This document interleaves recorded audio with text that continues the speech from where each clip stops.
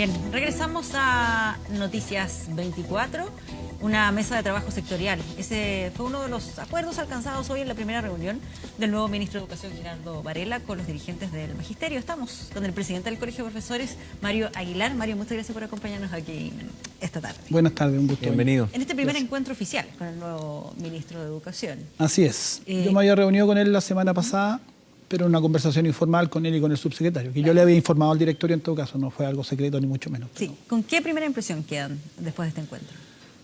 Bueno, fue una reunión cordial. El ministro manifestó mucho interés en conversar con nosotros y en trabajar con nosotros. Estaba también el subsecretario y el nuevo jefe de la División de Educación General, es decir, las tres máximas autoridades del ministerio. Y por lo tanto uno puede eso entenderlo como una señal de que hay disposición a conversar. Ahora, la conversación además de amable fue franca. Nosotros le manifestamos primero los temas que nos preocupaban con cierta urgencia, pero también un par de puntos discrepantes que han estado en estos días.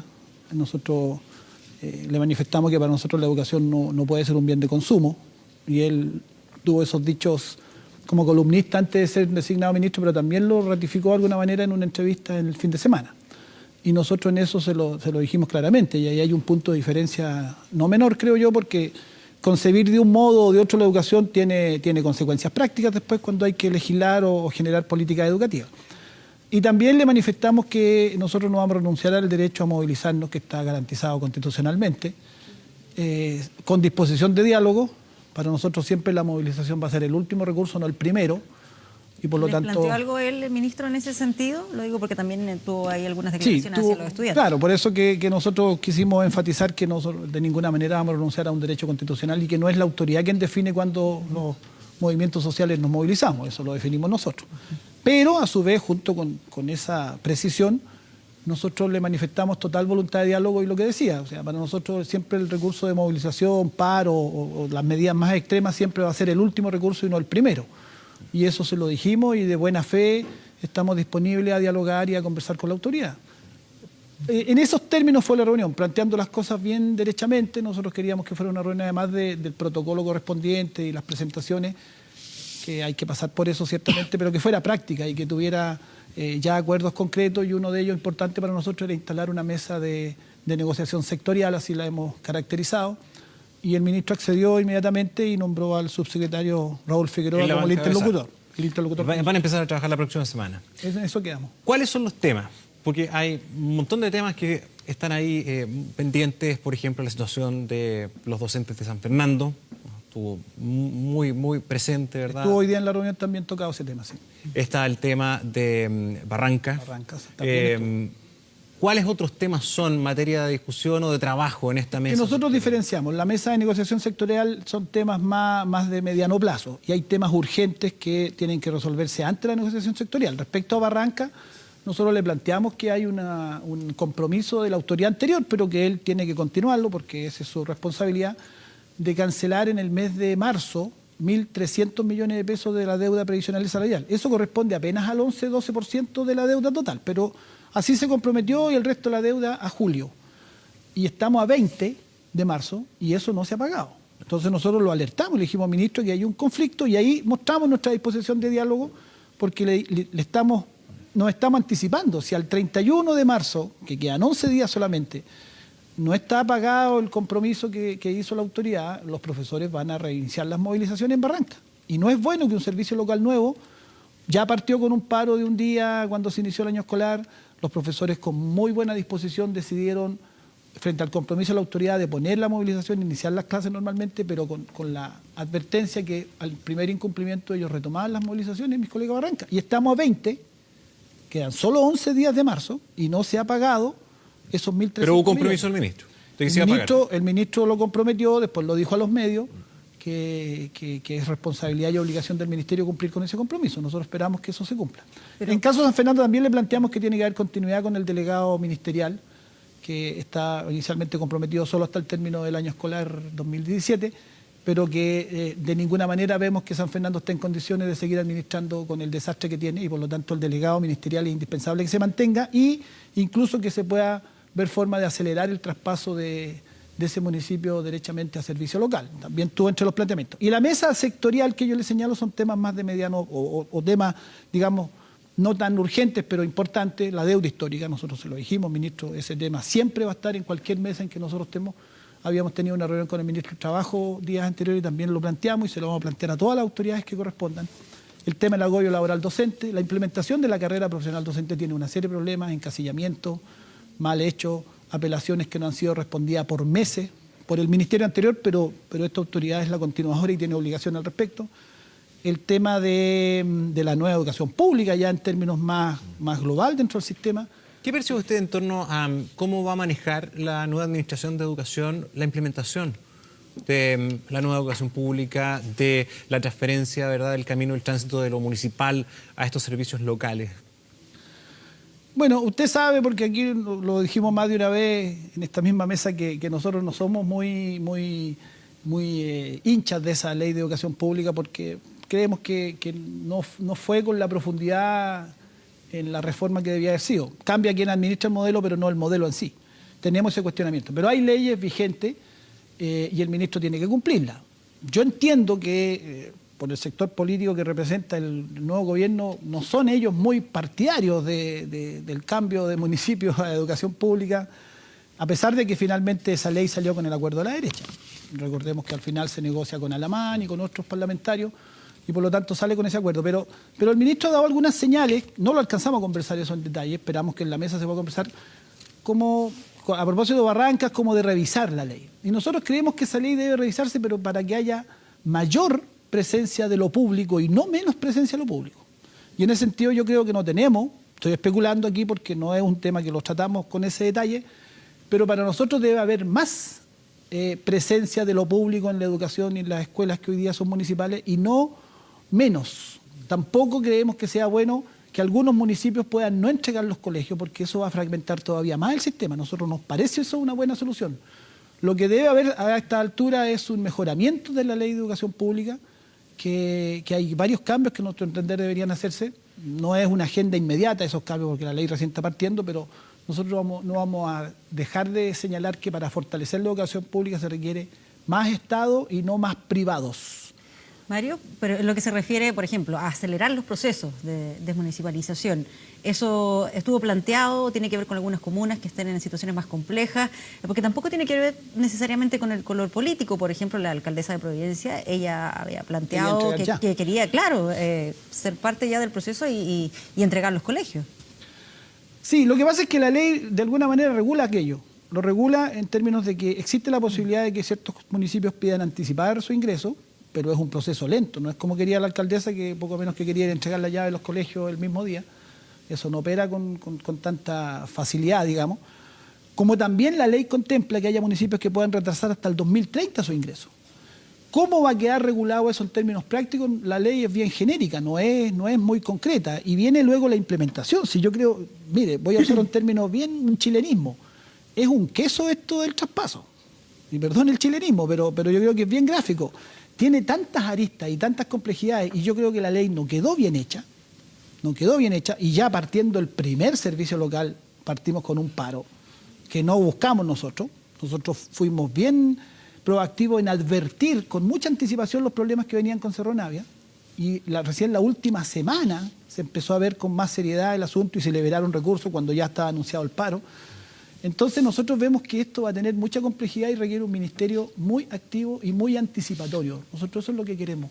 Y por eso vamos a poner en la mesa esta de negociación sectorial ese tema como uno de los temas centrales.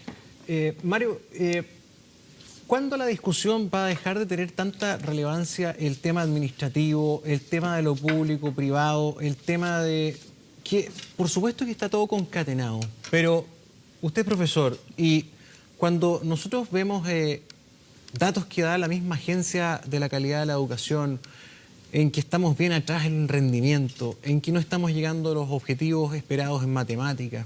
El otro día acá presentaron un reportaje de una situación dolorosa donde alumnos de Cerro Navia de las escuelas públicas están en octavo básico y no saben leer, no saben escribir en octavo. Entonces, a lo mejor hay apoderados, papás, que dicen, oye, ¿hasta cuándo están discutiendo cuestiones a lo mejor elevadas, también necesarias, pero el resultado mínimo, que es que un cabro salga del colegio aprendiendo lo básico, no se está logrando. Sí. Mire, a ver, vamos por partes. Primero, el reportaje de Cerro Navia bastante sesgado. Yo lo dije en una entrevista aquí en el mismo canal, en el matinal, que me pareció un muy mal reportaje porque tenía un sesgo enorme y no mostró bien la otra cara. Son dos casos muy dolorosos. Yo creo que usted lo dijo, doloroso, y para nosotros, profesores, no puede haber algo más doloroso que el fracaso de un estudiante, porque finalmente también es nuestro fracaso como docente. Pero dos casos no pueden ser presentados como la generalidad. Pueden haber muchísimas razones por las cuales se llega a producir una situación tan extrema.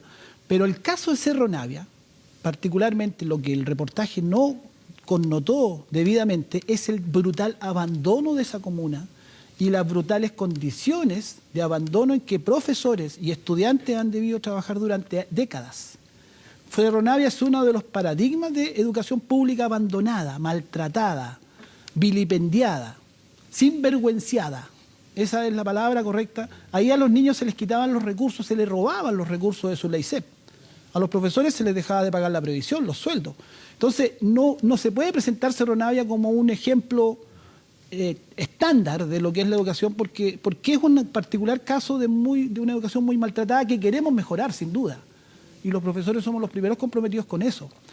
Pero nuestra educación no está tan mal como se dice, cuando somos la mejor educación de Latinoamérica, sí, según las pruebas. En matemática. Sí, en matemática, por ejemplo, y en lenguaje también, sí, a nivel regional. Claro, si todo depende de con la mejor de Latinoamérica. En la OCDE depende con quién se compare. mal. Claro, depende con quién se compare. Sí. Entonces, estamos en un nivel intermedio. Y nosotros uno de los temas que queremos poner en la mesa, y se lo pusimos, es el tema de lo que pasa en la sala de clase. En eso coincidimos con el ministro, él dijo que él tenía ese interés, nosotros en eso vamos a estar absolutamente disponibles a que en la sala de clase podamos poner el foco en que nuestros niños aprendan más. Yo le dije, ministro, nosotros queremos liberarnos del agobio laboral docente con una enorme cantidad de trabajo burocrático inútil. ¿Cuál es ese trabajo burocrático que están haciendo los profesores? Llenar informes, completar... ¿Para quién son esos informes? Para los burócratas. ¿Cuántas horas hay que dedicar a eso? ¿Informes de qué? ¿Para la Seremi de Educación? Exacto. ¿Cuánto tiempo les quita esto? Nos quita 3, 4, 5 y hasta 12 horas en una semana adicionales a la jornada laboral del docente. Porque no hay tiempo para hacerlo en la escuela, dentro de la jornada contratada y pagada, sino que la mayoría de nuestros colegas lo hacen en su casa, quitando tiempo a su descanso, a su recreación, a su tiempo libre. Y es trabajo burocrático inútil. No sirve para hacer mejores clases. Si usted dijera, muchos profesores lo hacemos, yo lo he hecho más de una vez, que busco material en mi casa, me quedo pensando cómo voy a hacer con la clase mañana. Eso es normal, por decirlo así. Pero cuando usted pierde tiempo llenando informes, las educadoras diferenciales tienen que llenar 3 veces el mismo informe sobre cada niño. Uno que le entregan a un ente, otro a otro ente y es el mismo informe. Nosotros se lo dijimos al ministro. Eso no tiene ningún sentido. Yo le puse el ejemplo de una planificación diaria, que es otra estupidez que se instaló en el sistema, y se instaló en el primer gobierno de Piñera, que obliga a los profesores a planificar con muchos meses de anticipación todas las clases, lo cual es pedagógicamente un error, porque rigidiza el proceso de enseñanza-aprendizaje. Yo le puse el ejemplo de un colega mío, esto es anécdota, no la he contado, que para aprobar el sistema entregó en su planificación diaria puras planificaciones tontas, erróneas, digamos, intencionalmente. Puras tonteras escribió en su planificación diaria. Las entregó hasta el día de hoy, hace como 3 años fue esta anécdota, nunca nadie le ha dicho nada a ese profesor. Oiga, sus planificaciones en realidad eran puras tonteras. Ya, o sea, no se archivaron en algún lado, nadie las leyó, nadie las revisó, y es simplemente un trámite burocrático. Todos los profesores planificamos y tenemos la obligación de hacerlo, pero tener que esa planificación entregarla a diferentes gente, llenando papeles, cuando lo que importa es que usted tenga claro, usted en su plan de trabajo, lo que va a hacer con los estudiantes, porque finalmente es el profesor el que está con los niños. ¿Cuál sería el sistema ideal? Lo digo en el sentido de que también es bueno contar con planes de trabajo, saber cuál es hacia dónde se va parte avanzando. Parte esencial de nuestro desarrollo profesional, nuestro trabajo es planificar. Nosotros decimos que la mejor planificación es por unidad didáctica, que son 4 o 5 clases, usted fija los objetivos, fija los contenidos, determina las evaluaciones que va a hacer, determina el camino didáctico que va a seguir con esos niños y lo va llevando ese proceso y le guía el proceso de aprendizaje, porque lo importante es que usted tenga una guía, pero usted tiene que tener flexibilidad dentro de ese proceso. Si usted tenía pensado que en 4 clases iba a lograr determinado aprendizaje y lo logró en 2, va a tener que seguir con la rígida tontera de la planificación diaria, retrasando para cumplir con el plan, o al revés, pensaba en 4 y cuando lleva las 4 clases no logró todos los aprendizajes esperados y lo que usted necesita reforzar, tiene que saltarse, y a lo mejor ahí están los niños de Cerro Navia que el sistema obligó a saltárselos nomás y a obviarlos porque no habían aprendido y el profesor no tuvo la posibilidad de volver atrás con ellos. Esas son las cosas que nosotros decimos muchos burócratas o tecnócratas inventan, sistemas que parecen muy novedosos, pero en realidad lo que hacen es rigidizar y burocratizar el proceso de enseñanza-aprendizaje. Finalmente el profesor con sus 20, 30, 40 alumnos en la sala de clase es el que sabe lo que tiene que hacer y es el que tiene el contexto y va teniendo el feeling. Nosotros evaluamos siempre lo que estamos haciendo, es parte inherente al trabajo profesional y evaluar, pero no necesariamente esa evaluación tiene que traducirse en una nota, a veces es una evaluación para reforzar determinado aprendizaje. Pero el sistema es rígido hoy día, el sistema es absolutamente burocratizado y eso es lo que nosotros queremos cambiar. ¿Cuál es la forma de lograr que la carrera del profesor sea lo más eficiente para él como profesional y también para el resultado para los alumnos? Lo digo por las condiciones en que están trabajando los profesores, por lo que significa hoy día estar en una sala de clases con el alumno del 2018, con las exigencias de la sociedad del 2018. ¿Hasta qué edad debería trabajar un profesor de aula? Es muy buena pregunta la suya. Evidentemente un profesor con un enorme, con muchos años de servicio, con ya fatiga de material, que es normal que se nos provoca a todas las personas, debieran haber sistemas que permitan jubilar no a una edad muy extendida, pero hoy día eso está pasando al revés. El profesor está prolongando su edad de trabajo, su edad de jubilación por las malas pensiones que entrega el sistema de AFP. Nosotros tenemos las mismas malas pensiones que tenemos todos los chilenos, digamos. Influenciado también por los bajos sueldos que claro, por lo menos hasta si antes de la última ley. Exactamente, entonces usted junta los dos factores, pero incluso comparado con el sueldo, nosotros jubilamos hoy día con un 25-30% de tasa de reemplazo, que es la misma tasa del resto de los chilenos, digamos, que es bajísima. Por eso nosotros como gremio participamos activamente del movimiento No Más AFP, porque creemos que es un sistema que por más que le busquen excusas y pretextos, simplemente es un sistema fracasado. Ahora bien, deben haber incentivos al retiro para que el profesor se pueda ir a una edad razonable, digamos, y no esté arrastrando los pies y continuar haciendo clases simplemente porque por razones de no poder irse a la pobreza, que a veces significa jubilar, no está en condiciones de hacerlo. Deben haber condiciones de jubilación dignas, no solo para el profesorado. Yo abogo por el profesorado, pero en general los trabajadores chilenos ya está visto que la edad legal de jubilación es 60 años en las mujeres, pero jubilan a los 67, y en los hombres está acercándose a los 70 años, porque la gente prolonga su vida laboral artificialmente muchas veces. ¿Cómo se le ocurre a usted, por ejemplo, cambiar el modelo? No sacar al profesor porque llega un límite de edad, pero tal vez que ese profesor que supera cierta edad pueda dedicarse a otras labores. A lo mejor ese papeleo que usted encuentra inútil o que encuentra que le quita tiempo al profesor de aula. Pero me lo pregunto con todo el cariño y el respeto a los profesores de mayor edad, porque escucho a muchos de ellos también que se quejan de que ya no tienen la fuerza, no tienen la paciencia. No están ad hoc a los tiempos. Hoy día las aulas son diferentes a las de hace 10 años atrás. Hoy día los problemas a veces son estas cuestiones y una pila de otros problemas más ligados al tema social, ¿no? Así es. Eso tiene que tener una energía. Así es. Usted caracteriza bien el problema. Alumnos distintos, cursos cada vez más numerosos, porque la ley chilena todavía permite hasta 45 alumnos por curso, que es una barbaridad. Y todas las complejidades que usted describió, que está muy bien. El tema es si hay realmente interés en mejorar esas condiciones. Nosotros deberíamos tener mucho más horas no lectivas, y lo hemos reclamado. La carrera docente mejoró, pero insuficientemente. Y el país tiene que hacer un esfuerzo. Hay que invertir recursos en que los profesores tengamos 50 y 50, por ejemplo, que es el promedio de los países OCDE. Nos gusta compararnos con los OCDE. Mira, el rendimiento está bajo el promedio OCDE, pero las horas no lectivas, por ejemplo, en los países OCDE las horas no lectivas corresponden al 50%. Es decir, del total de la jornada contratada por el profesor, solo la mitad hace clase frente a alumnos. Y la otra mitad es para reunirse con sus colegas, atender a apoderados, llamar al alumno para una conversación más personalizada, planificar, encontrar material didáctico, jornadas de intercambio con otros profesores, otras asignaturas y ver estrategias comunes. Eso hoy día no es posible en el sistema escolar chileno. Por eso nosotros hablamos del agobio laboral docente. Nos han quitado tiempo de vacaciones. El sistema cada vez nos deja menos espacio de vacaciones y se dice, los profesores tienen muchas vacaciones. Ese que dice los profesores tienen muchas vacaciones, yo quisiera ver si aguantaría una semana en una sala con 45 alumnos vulnerables, complicados, complejos, como son los alumnos de ciertas comunas del país. A ver si aguantaría una semana ese que dice que los profesores tenemos muchas vacaciones. Entonces se habla muchas veces sin saber bien lo que se está hablando, sin conocer la realidad del sistema escolar.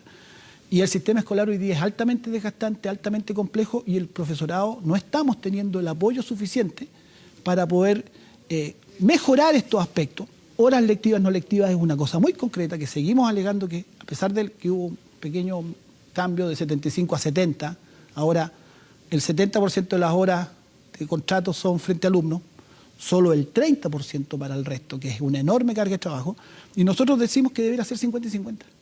Y la carrera docente solo va a llegar a 65, y ahí se para y no mejora eso. Bueno, una inmensa cantidad de temas para un tema tan relevante, y se comienza a trabajar en esta primera mesa con el nuevo equipo. Vamos a ver cómo les va. Bueno, esperamos éxito. que sea así. Gracias Muchas por venir. Gracias por acompañarnos.